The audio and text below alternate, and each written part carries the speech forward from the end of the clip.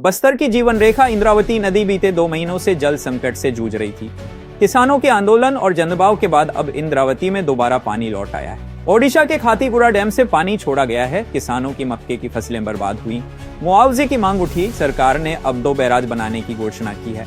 इंद्रावती बचाओ आंदोलन, भूगर्भ वैज्ञानिकों और पत्रकारों ने जल संरक्षण को लेकर अहम सुझाव दिए हैं। सवाल ये है, क्या इंद्रावती अब हर साल नहीं सूखेगी? यूनाइटेड न्यूज ऑफ एशिया के लिए शंकर की खास रिपोर्ट।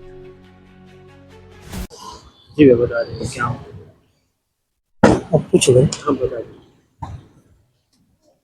चालू हो गए। हाँ हम लोग विगत 27 फरवरी 28 फरवरी से हम लोग इंद्रावती नदी को लेकर हम लोग उनकी जो पानी सूखने की समस्याओं को लेकर कलेक्टर से लेकर हम लोग ने कमिश्नर, मंत्री वगैरह सबसे मुलाकात की। उसके बाद हम लोग ने राष्ट्रीय राजमार्ग भवन चौक में धरना भी दिए, लेकिन प्रशासन की नाकामियों के चलते इंद्रावती नदी पूरी तरह सूख गया। जब इंद्रावती नदी पूरी तरह सूख गया, हम लोग ने वास्तविक स्थिति क्या है उसको जानने के लिए हम लोग ने उड़ीसा जोरा नाला गए। जोरा नाला में जाके देखे तो अपने बस्तर की तरफ पानी कम आ रहा था और नदी का पानी नाला में समा रहा था। इसको लेकर हम लोग सफाई किए। सफाई करने के बाद पहले 3 इंच पानी आ रहा था, लगभग 7.5 इंच पानी आना शुरू हो गया।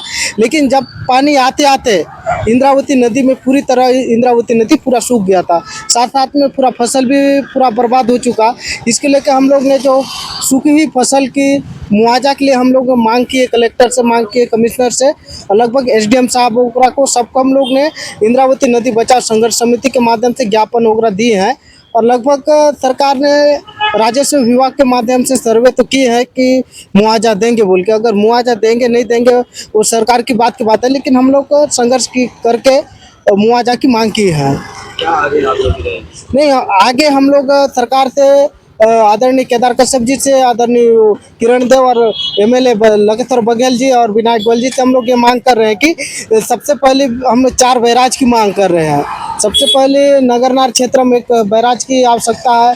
उसके बाद देउरगांव बैराज तो स्वीकृति हुआ है बोल के प्रशासन के लोग बता रहे हैं। साथ में हम लोग भोन में भी नया बैराज की मांग कर रहे हैं और मटनार में बैराज बनेगा तो बस्तर में कहीं ना कहीं पानी की सुचारू रूप से बचेगा। इंद्रावती बचाव की क्या कुछ होना चाहिए? देखिए, इंद्रावती बचाव के लिए वास्तव में देखा जाए तो अभी बस्तर में समय की जो सबसे पहली ज़रूरत है वो यही है कि हमारी जो प्राणदायिनी है इंद्रावती, उसको बचाने का प्रयास किया जाना चाहिए। पिछले 6 वर्षों से इंद्रावती बचाओ अभियान के माध्यम से हम लोग भी एक जो पर्यावरण प्रेमियों का जो समूह है जो इस बात को लेकर चिंतित है, उन्होंने बहुत बारीकी से इन सब चीज़ों को देखा है। भेजापदर जहाँ पे हमारी इंद्रावती छत्तीसगढ़ में प्रवेश करती है, वहाँ से लेकर चित्रकूट तक नदी के किनारे लगभग 114 किलोमीटर की पद यात्रा कर हमने नदी को और वहाँ के आसपास की स्थिति को देखा है। और अगर इस पर कुछ काम करना है तो एक बड़े पैमाने पर कार्य योजना बनाई जानी चाहिए और एक समिति जैसी बने जो कि विभिन्न विषयों पर, मतलब विभिन्न जो विभागों से संबंधित मसले हैं उस पर वो ध्यान केंद्रित करें। मुझे लगता है कि इसमें जल संसाधन विभाग, वन विभाग और माइनिंग विभाग, इन 3 को तो सीधे रूप से इस पर जुड़ना चाहिए और तीनों मिलकर अगर काम करेंगे तो निश्चित रूप से कुछ इसका एक अच्छा परिणाम आ सकता है। और इंद्रावती की समस्या के बारे में ये भी मैं कहना चाहूँगा कि इसे 2 चरणों में किया जाना चाहिए। एक जो चरण है वो उड़ीसा के साथ जो विवाद है हमारा, जो हमारे हक का जो पानी नहीं मिल रहा है, उसको हमारे छत्तीसगढ़ शासन स्तर पर उसको सुलझाना चाहिए। और उसके बाद जो बस्तर में जो इंद्रावती की स्थिति है उसके लिए स्थानीय स्तर पर जो हमारे छत्तीसगढ़ के संबंधित विभाग और यहाँ के बस्तर के लोग जो विशेषकर जो इस विषय पर लगातार सजग रहे हैं, सचेत रहे और समय समय पर सुझाव देते रहे, ऐसे लोगों को मिलकर इसका प्रयास किया जाना चाहिए। इंद्रावती में अभी जो पानी नहीं आ रहा है वो एक समस्या है, मगर मैं ये कहना चाहूँगा कि अगर हम अपने इंद्रावती की जो सहायक नदी नाले हैं हम उनको अगर सुरक्षित कर लेते हैं, उनका जो जल प्रवाह है उसको अगर हम लोग बराबर बना के रखने में कुछ सहयोग कर सकते हैं तो उससे भी हमारी इंद्रावती जो है फिर से जीवित उठेगी और उसमें पानी की मात्रा निश्चित रूप से बढ़ सकती है। साथ ही नदी के किनारे वृक्षारोपण पौधारोपण की भी बहुत आवश्यकता है, जो कि वन विभाग को करना चाहिए।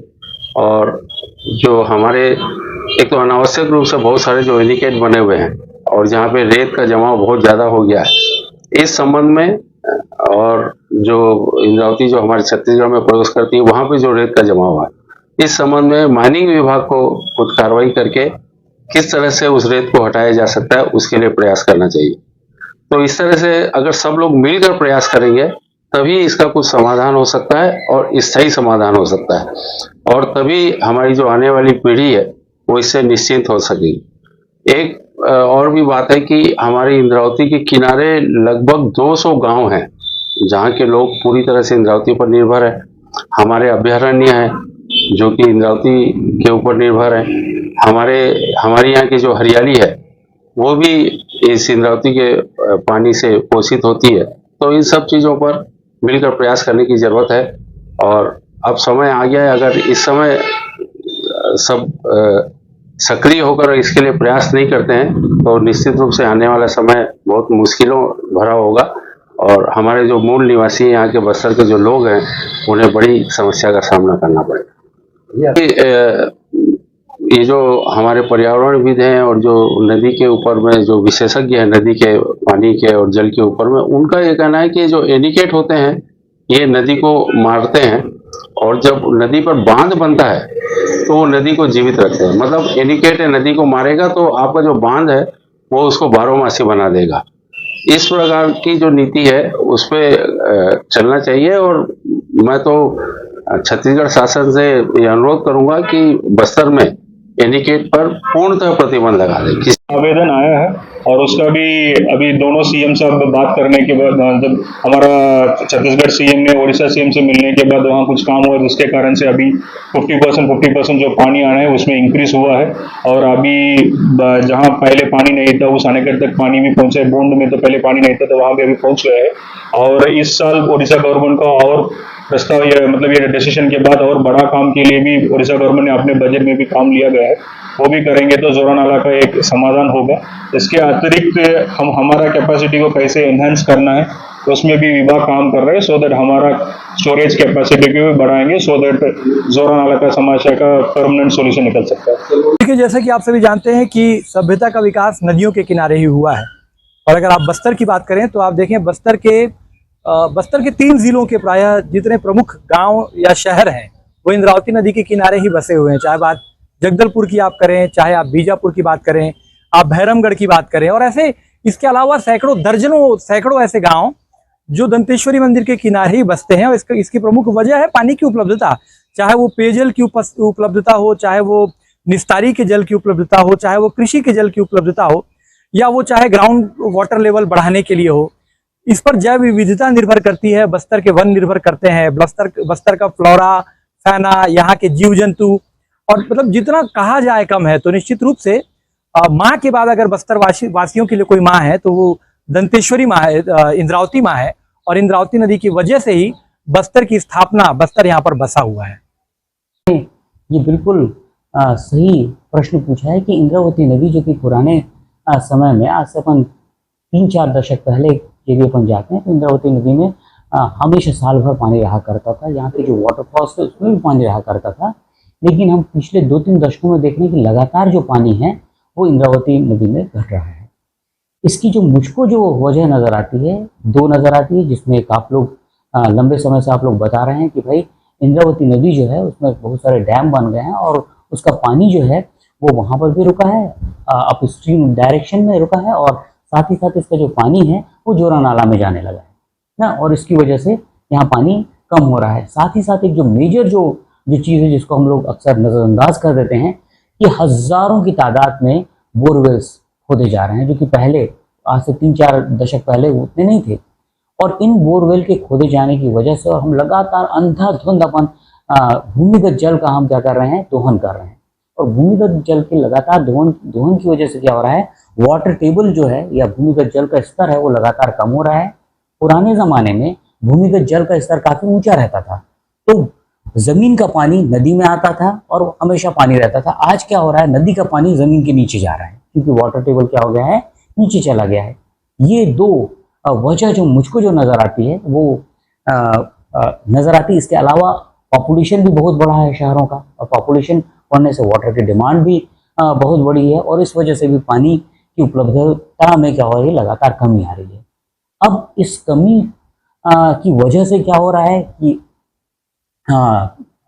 जितने भी लोग हैं, पॉपुलेशन पर कैपिटा जो वाटर कंजम्पशन है वो लगातार क्या होने लगेगा, कम होने लगेगा।